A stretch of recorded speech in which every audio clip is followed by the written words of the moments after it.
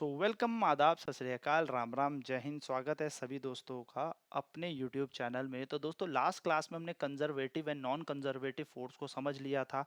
संरक्षित असंरक्षित बलों के बारे में हम जान गए थे। और अब हम क्लास में बात करने वाले हैं एनर्जी की, यानी कि ऊर्जा की।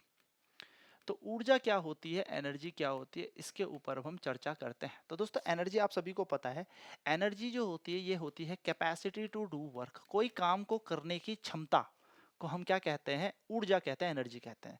तो कैपेसिटी ऑफ डूइंग वर्क या कैपेसिटी टू डू वर्क, हम क्या कह सकते हैं, कार्य करने की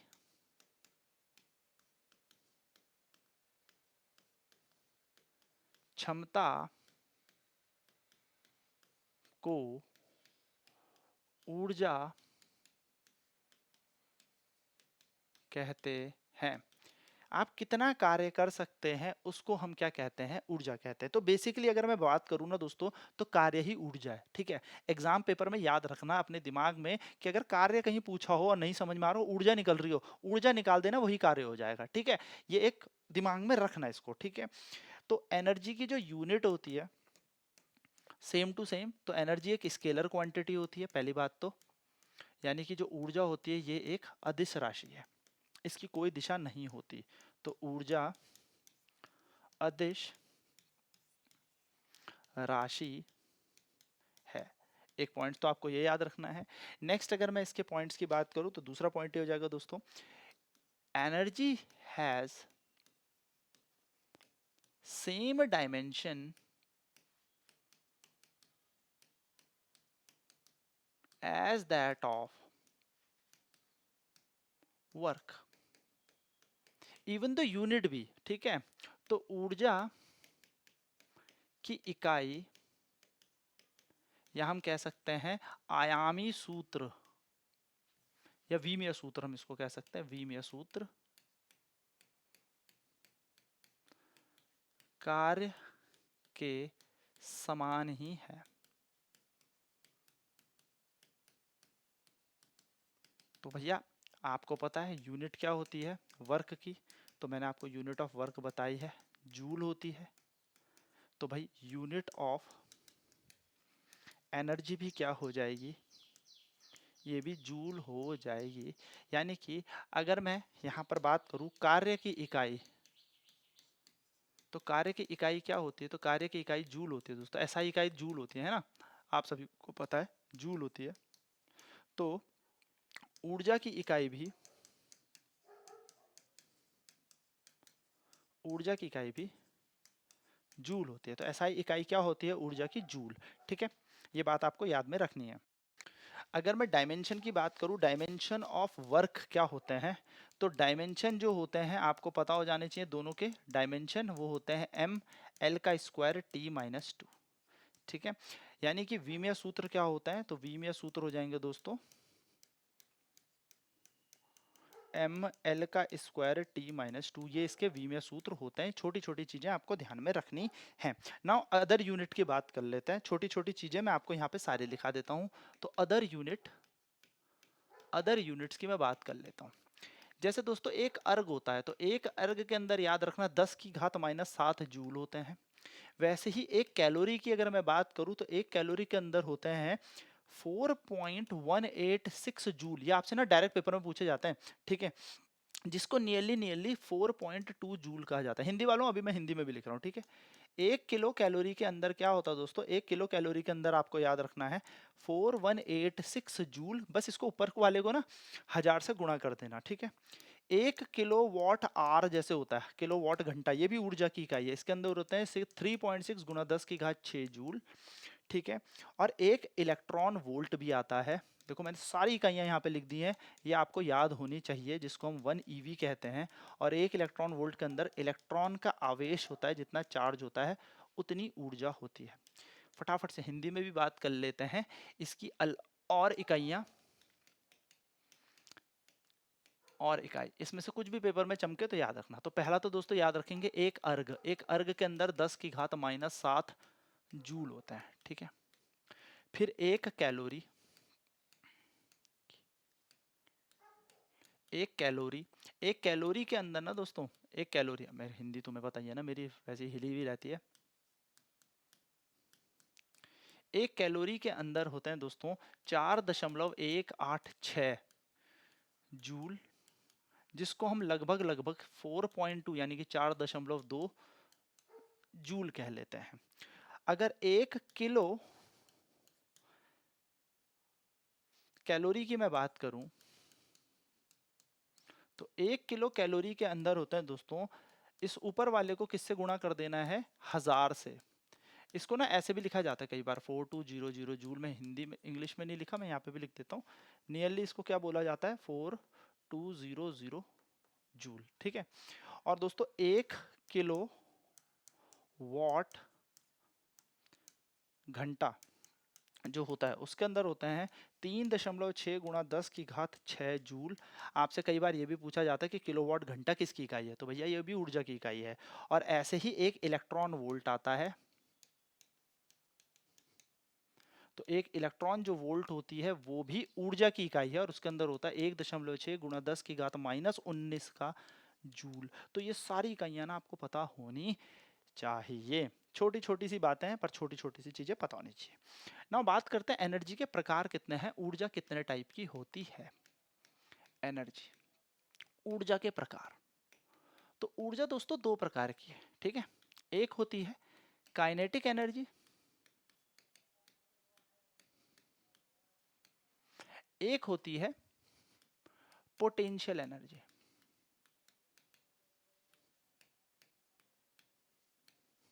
यानी कि एक तो हो गई आपकी गतिज ऊर्जा, और एक हो गई दोस्तों आपकी स्थैतिक ऊर्जा।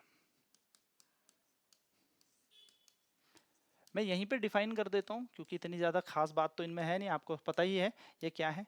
गतिज ऊर्जा, जब कोई वस्तु चल रही होती है तो अगर उसके पास कोई ऊर्जा हो तो उसे काइनेटिक एनर्जी कहते हैं।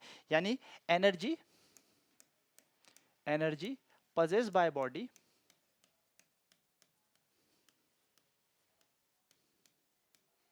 due to its motion।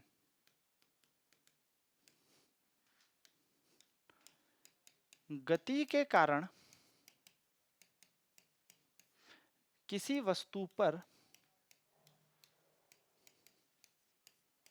या किसी वस्तु के पास जो ऊर्जा हो,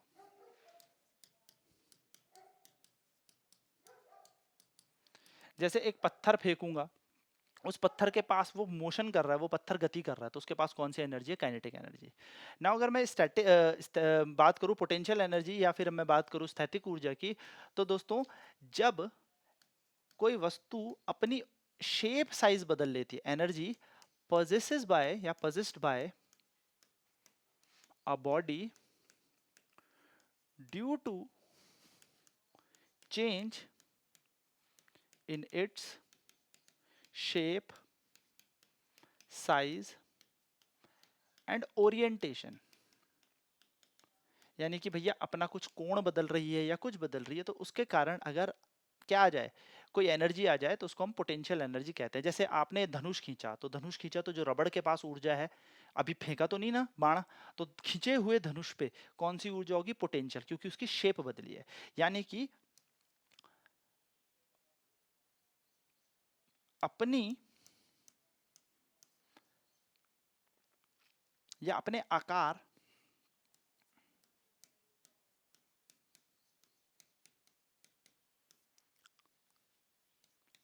रूप के परिवर्तन के कारण किसी वस्तु के पास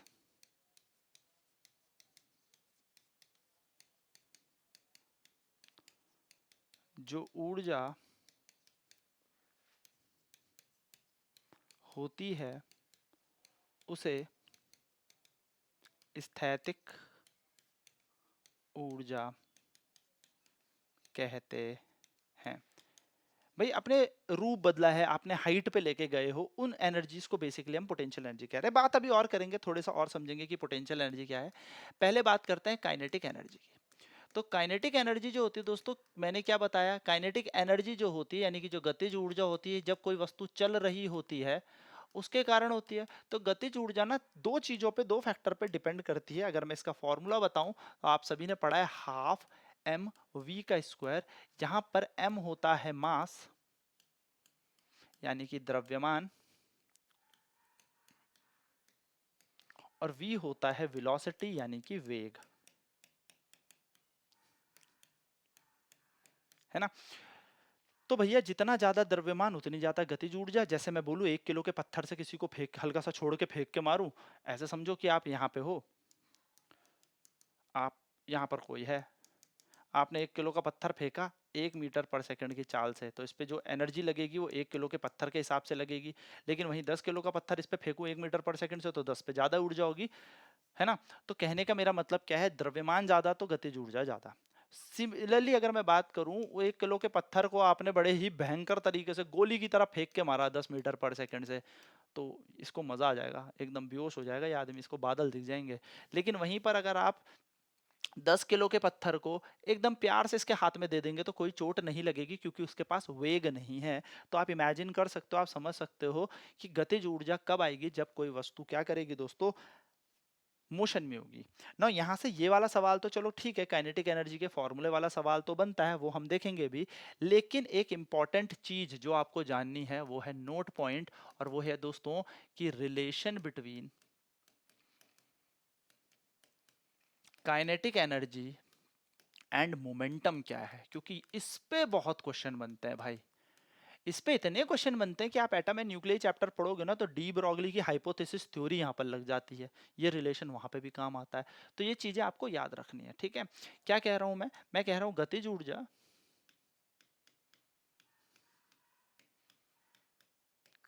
और संवेग में संबंध। तो दोस्तों आप सभी को पता है संवेग जो होता है वो होता है मास इनटू वेलोसिटी, मोमेंटम जो होता है वो होता है मास इनटू वेलोसिटी, द्रव्यमान गुणा वेग। और गतिज ऊर्जा अभी हमने पढ़ी वो होती है हाफ एम वी स्क्वायर। तो भैया यहां से अगर v निकाला जाए तो v का वैल्यू निकलेगा p बाय एम। हमने क्या किया, हमने यहाँ से v की वैल्यू निकाल ली, तो गणित कहती है v को अकेला छोड़ दो, ये m इसके नीचे चला जाएगा, और इस v को उठा के कहाँ लगा दो, यहाँ पर लगा दो। तो देखो k की जगह k, हाफ की जगह हाफ, m की जगह m, और v की जगह आ जाएगा p बट्टा m का होल स्क्वायर। बस कुछ नहीं करना दोस्तों, हाफ की जगह हाफ, m की जगह m, p का स्क्वायर नीचे आ जाएगा m का स्क्वायर, एक m को उड़ा देगा। अब यहाँ पे क्या बच रहा था, काइनेटिक एनर्जी, हाँ सर। यहाँ पे क्या बच रहा था, 1/2, देखो ये वाला, p का स्क्वायर ऐसे का ऐसे ही, नीचे क्या था m। तो अगर p का स्क्वायर निकालोगे तो निकलेगा 2mk, और अगर p का मान निकालोगे तो निकलेगा √2mk, और यहाँ से आपका आंसर आ जाएगा। तो this is the relation between momentum and kinetic energy, ये बात ध्यान में रखनी है, कई बार ये क्वेश्चन आ जाता है। तो kinetic energy is equal to P square upon 2m, याद रखना। यह है गतिज ऊर्जा बराबर संवेग का वर्ग बटे 2m, m मतलब द्रव्यमान, या इसी फॉर्मूले को हम लिख सकते हैं p बराबर √2mk। ठीक है, छोटे छोटे फॉर्मूले बट ये बात याद रखना। p क्या होता है दोस्तों, तो p मोमेंटम होता है, k क्या होती है, k होती है काइनेटिक एनर्जी। p क्या होता है, p होता है संवेग, k क्या होती है, k होती है गतिज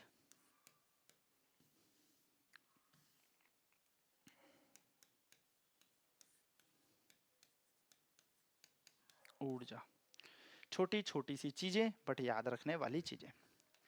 बात करते हैं नेक्स्ट पोटेंशियल एनर्जी की। तो मैंने आपको ये बता दिया कि जो स्थितिज ऊर्जा होता है भैया वो किसी का रंग रूप, ये रंग कह रहा हूँ सॉरी, किसी के शेप साइज को बदलने के कारण होती है, यानी कि आकार में परिवर्तन के कारण होती है। ठीक है, तो पोटेंशियल एनर्जी क्या होती है,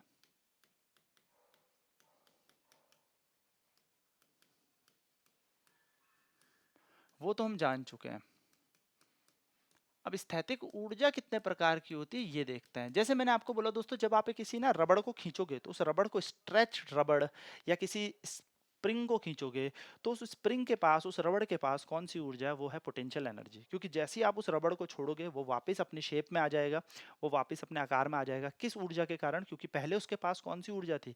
स्थैतिक ऊर्जा थी, लेकिन वो स्थैतिक ऊर्जा अब गतिज ऊर्जा में परिवर्तित होगी, उसको इसके रूप में वापस ले आएगा।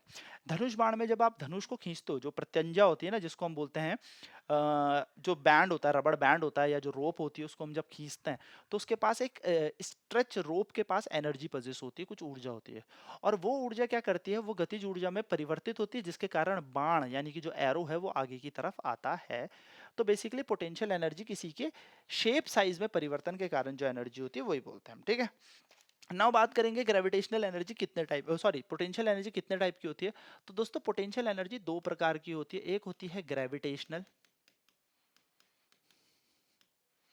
पोटेंशियल एनर्जी, जिसको हम कहते हैं गुरुत्वाकर्षण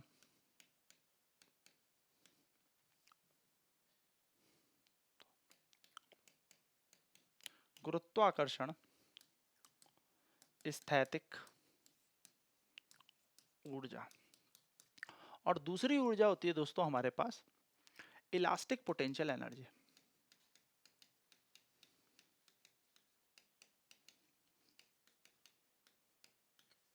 जिसको हम कहते हैं प्रत्यास्थ स्थैतिक ऊर्जा। फटाफट से बात करते हैं कि क्या होती है ग्रेविटेशनल पोटेंशियल एनर्जी, ठीक है।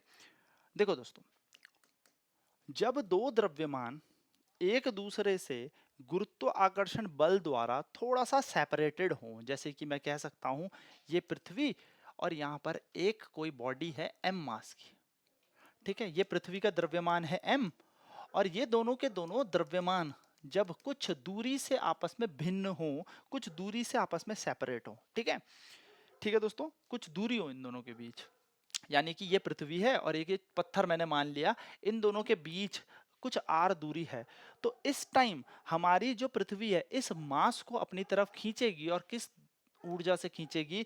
वो खींचेगी -Gmm अपॉन आर।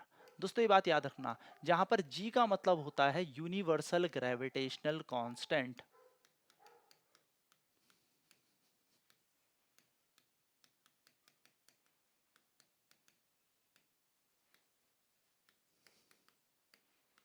जिसको हम कहते हैं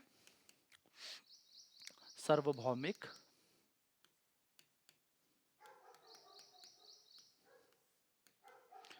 गुरुत्वाकर्षण स्थिरांक, ठीक है, सार्वभौमिक गुरुत्वाकर्षण स्थिरांक, जिसका मान भी मैं आपको बता देता हूं 6.6 इंटू 10⁻⁻11 न्यूटन मीटर स्क्वायर पर केजी स्क्वायर, ये हम इसको कहते हैं। तो छोटी छोटी बातें आपको ध्यान में रखनी है, इसकी इकाइयां भी कई बार पूछी जाती है और इसकी वैल्यू भी पूछ ली जाती है, ठीक है ना दोस्तों। वहीं पर बात करूं मैं इलास्टिक पोटेंशियल एनर्जी की, यानी कि प्रत्यास्थ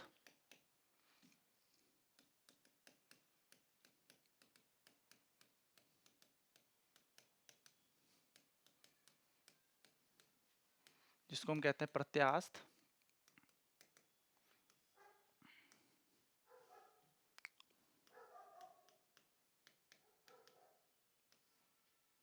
स्थैतिक ऊर्जा। तो प्रत्यास्थ स्थैतिक ऊर्जा क्या होगी? जैसे आपने किसी स्प्रिंग को खींचा, फॉर एन एग्जांपल मान लो यहाँ पर एक स्प्रिंग है, ठीक है, इस पे एक m द्रव्यमान बांध दिया, अब आपने इस स्प्रिंग को खींचा, तो ये पहली कंडीशन है, ठीक है, आपने इस स्प्रिंग को खींचा तो ये स्प्रिंग कहाँ चली गई? अपनी पोजीशन से कितना आगे चली गई? x दूरी आगे चली गई। लेट अस कंसीडर दोस्तों इसको डेल्टा x मान लेते हैं, डेल्टा x पोजीशन आगे चली गई। या आपने इस स्प्रिंग को दबाया तो ये द्रव्यमान m जो द्रव्यमान था, जो m द्रव्यमान था, ये अपनी ओरिजिनल पोजीशन से डेल्टा x अंदर आ गया। तो भाई जब आपने इसको पिचकाया होगा, यानी कि संपीड किया होगा, कंप्रेशन किया होगा, छोड़ोगे तो ये बाहर आएगा, और जब इसको खींच रखा है तो छोड़ोगे तो ये अंदर जाएगा, है ना, ये m द्रव्यमान अंदर जाएगा। तो दोस्तों होगा क्या, इसके पास एक ऊर्जा होगी और उस ऊर्जा को बोला जाता है हाफ के डेल्टा x का स्क्वायर। ना दोस्तों डेल्टा एक्स तो आप समझ गए कि कहाँ से खींचा कहाँ तक खींचा वो हो गया। यहाँ पर के क्या होता है, इस के को कहा जाता है स्प्रिंग कांस्टेंट। क्या कहा जाता है इस के को, स्प्रिंग कांस्टेंट,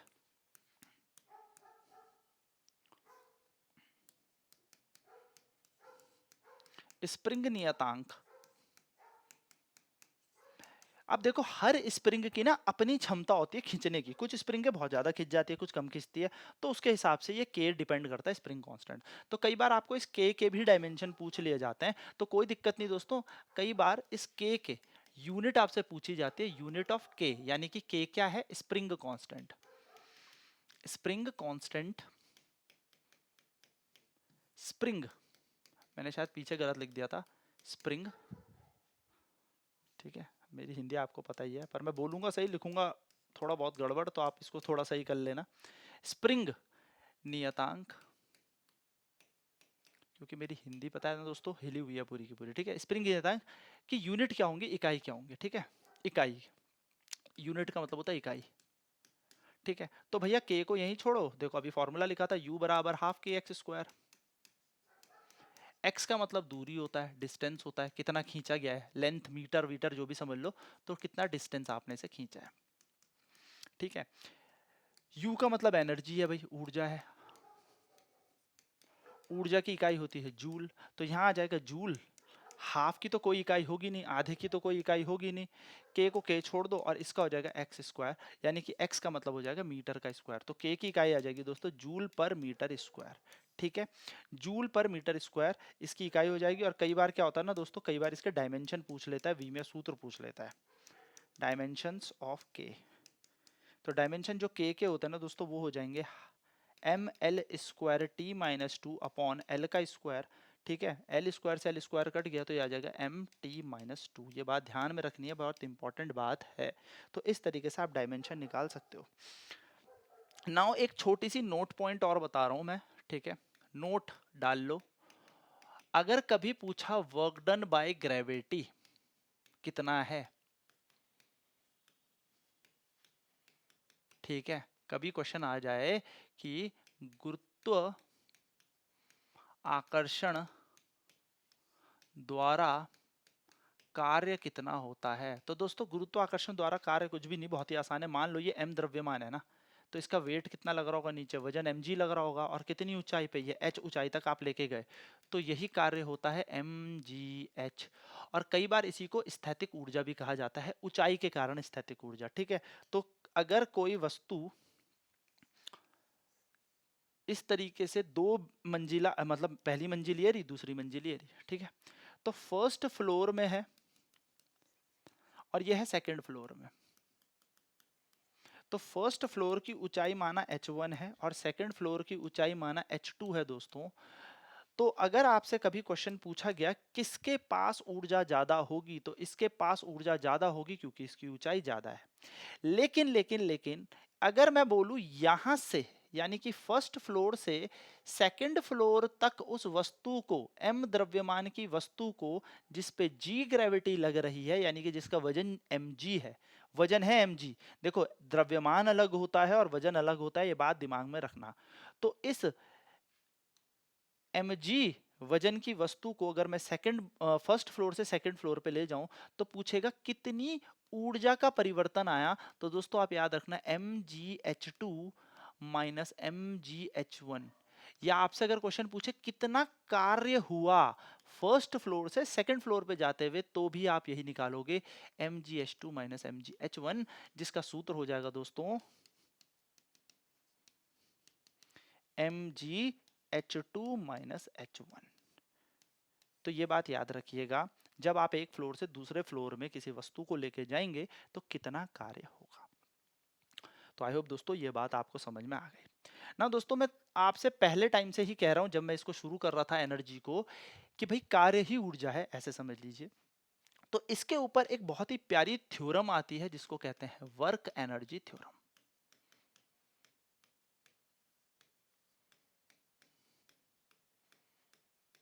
क्या कहते हैं इसको, इसको कहते हैं कार्य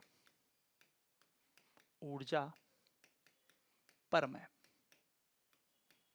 इमेजिन करो दोस्तों, आप चल रहे हो यानी कि m द्रव्यमान की कोई गाड़ी चल रही है, कुछ u वेग से ये चल रही है। क्या दोस्तों आपने एक चीज पढ़ी होगी, वेलोसिटी बिना फोर्स लगाए चेंज हो सकती है? नहीं भाई, वेग कभी भी, यानी कि आप चल रहे हो और आपकी स्पीड कम ज्यादा कैसे होगी? बल लगा के। जब आप अपनी गाड़ी स्कूटी चला रहे हो, आप अपनी स्पीड को कैसे बढ़ाओगे घटाओगे? एक्सकेलेटर देके एक्सकेलेशन आएगा तो फोर्स आ जाएगा, है ना। आपकी जो गाड़ी के अंदर जो मोटर होती है या गाड़ी के अंदर हमारे जो इंजन होता है, वो हमारी गाड़ी को एक फोर्स प्रोवाइड करता है, जिससे हमारी गाड़ी का पीछे का टायर बहुत तेजी से घूमेगा और हम भाग पड़ेंगे या हमारी फोर्स जनरेट होगा। तो कभी भी बिना बल लगाए आपका वेग नहीं बदल सकता। तो जैसे ही भैया आपने क्या किया, अपनी वेलोसिटी बदल दी, यानी कि आपने अपना वेग बदल दिया। तो आप u वेग से चल रहे थे, आप u वेलोसिटी से चल रहे थे। कुछ समय बाद आपका वेग देखा गया v हो गया। तो दोस्तों ये अपने आप तो बदला नहीं होगा, ये बदलेगा किसी फोर्स से। आपसे पूछा भाई आपका a पॉइंट से b पॉइंट तक कितना वर्क डन हुआ, कार्य बताओ। अब सर यहां पर कार्य के लिए ना तो हमारे पास बल दिया, ना सर हमारे पास यहां पर डिस्प्लेसमेंट यानी कि विस्थापन दी कि यहां से यहां तक ये वस्तु गई कितनी, है ना। तो हम यहाँ पे टेंशन में आ जाते हैं कि भाई कार्य निकालने के लिए हमारे पास तो फॉर्मूला होता है फोर्स इनटू डिस्प्लेसमेंट, पर ना हमारे पास फोर्स है ना हमारे पास डिस्प्लेसमेंट है। अब क्या किया जाए? ना तो दोस्तों हमारे पास कार्य है, ना हमारे पास यहाँ पर विस्थापन है। तो दोस्तों यहाँ पर ना देखो, बहुत प्यारा कॉन्सेप्ट है। अगर आपके वेग परिवर्तित होता है तो आपको पता है क्या आया होगा, त्वरण आया होगा। तो बल की जगह लगाओ ma। भाई त्वरण यानी कि एक्सलरेशन के बिना कभी भी वेलोसिटी चेंज नहीं होती, आप सभी को पता है a is equal to V minus U upon T. तो त्वरण आया होगा, बिल्कुल आया होगा, सिंपल सी बात है। और दोस्तों अगर मैं यहाँ पर थर्ड इक्वेशन ऑफ मोशन लगाऊं, यानी कि गति का तीसरा समीकरण लगाऊं। मैं इसका प्रूफ क्यों बता रहा हूं, मैं चाहता तो डायरेक्ट फॉर्मूला बता देता, बट इसका प्रूफ बता इसलिए रहा हूं कि आपके दिमाग में ना चमके कि भाई अगर हमारे पास वेग चेंज हो रहे हैं, वेग परिवर्तित हो रहे हैं, वेलोसिटी चेंज हो रही है, तो किस तरीके से वर्क डन निकाला जा सके। तो थर्ड इक्वेशन ऑफ मोशन यानी कि तीसरा गति के तीसरा नियम लगाता हूं, या गति का तीसरा नियम बोल सकते हैं हम इसे, गति का तीसरा नियम। तो गति का तीसरा नियम आपको पता होना चाहिए, V square is equal to U square plus 2as होता है दोस्तों। ठीक है, यहाँ पे v का मतलब होता है अंतिम वेग, जो कि यहाँ पर v है, वेलोसिटी, फाइनल वेलोसिटी। u का मतलब होता है इनिशियल। तो दोस्तों अगर मैं यहाँ से v स्क्वायर ऐसे रखता हूँ, u स्क्वायर ऐसे रखता हूँ, 2as ऐसे रखता हूँ, और यहाँ से s का मान निकालूं यानी कि विस्थापन निकालूं, तो ये निकल जाएगा v square minus U square upon 2a। Simple, कोई दिक्कत नहीं। मैंने यहाँ से विस्थापन निकाल दिया। अब भाई बल गुणा विस्थापन यानी कि वर्क डन जो होता है वो होता है फोर्स इनटू डिस्प्लेसमेंट। तो देखो एक इक्वेशन ये रही, एक इक्वेशन ये रही, इन दोनों को उठा के लगा दो इस डब्बे में कार्य के सूत्र पे। तो जरा हम कार्य का सूत्र देखें तो कार्य बराबर आ जाएगा दोस्तों फोर्स इनटू डिस्प्लेसमेंट। फोर्स बराबर क्या था सर? ma था। सर डिस्प्लेसमेंट बराबर क्या था? विस्थापन बराबर था V square minus U square upon 2a। चाहे तो फिर से देख लीजिए भाई, फोर्स की वैल्यू क्या थी? ma, और विस्थापन क्या था? V square minus U square upon 2 है। तो दोस्तों इनको उठा के यहाँ लगाओ, तो कार्य की जगह कार्य, फोर्स की जगह फोर्स ma, और डिस्प्लेसमेंट की जगह आ जाएगा V square minus U square upon 2a। a से a कैंसिल हो गया, वर्क बराबर आ जाएगा दोस्तों m। क्या मैं इस 2 को आगे ऐसे लिख सकता हूँ? भाई 2 नीचे था तो मैंने मल्टीप्लाई में आगे लिख दिया 1/2। दोस्तों इस m को और हाफ को मल्टीप्लाई करते हैं, ये बन गया हमारे पास। अब जरा गौर से देखो इस सूत्र को, तो आपको देखने को मिलेगा कार्य बराबर half M V square minus half M U square. तो कार्य बराबर ये हो गई आपकी अंतिम गतिज ऊर्जा और ये हो गई आपकी प्रारंभिक गतिज ऊर्जा। यानी वर्क डन बराबर हो जाएगा final kinetic energy minus initial kinetic energy, and this is work energy theorem. ये है हमारे पास वर्क एनर्जी थ्योरम। इसको हम कहते हैं कार्य ऊर्जा पर में। ऐसे करके आप क्या कर सकते हो, वर्क डन निकाल सकते हो कि अगर आपको काइनेटिक एनर्जी का गैप निकालने को मिल जाए, यानी कि कहीं पर आपको देखो वेलोसिटी दे रखी होगी इनिशियल और कहीं पर फाइनल, और मासेस पता हो, तो हम टेंशन में आ जाते हैं कि सर वर्क डन कैसे निकाला जाएगा। तो कुछ नहीं करना, हमें काइनेटिक एनर्जी का गैप निकाल देना, यानी कि गतिज ऊर्जा का अंतर निकाल देना, ठीक है। और जैसे हम ये अंतर निकाल देंगे, हमारे पास क्या मिल जाएगा, हमें वर्क डन मिल जाएगा, कार्य मिल जाएगा। तो आई होप ये आपको समझ में आ गई होगी। इसी तरीके से एनर्जी जो है रिलेटेड होती है वर्क डन से, यानी कि जो ऊर्जा है वो कार्य से संबंधित होती है इसी तरीके से। तो चलिए नेक्स्ट क्लास में मिलेंगे जिसमें हम पढ़ेंगे पावर यानी कि शक्ति के बारे में। तब तक बाय बाय, टेक केयर।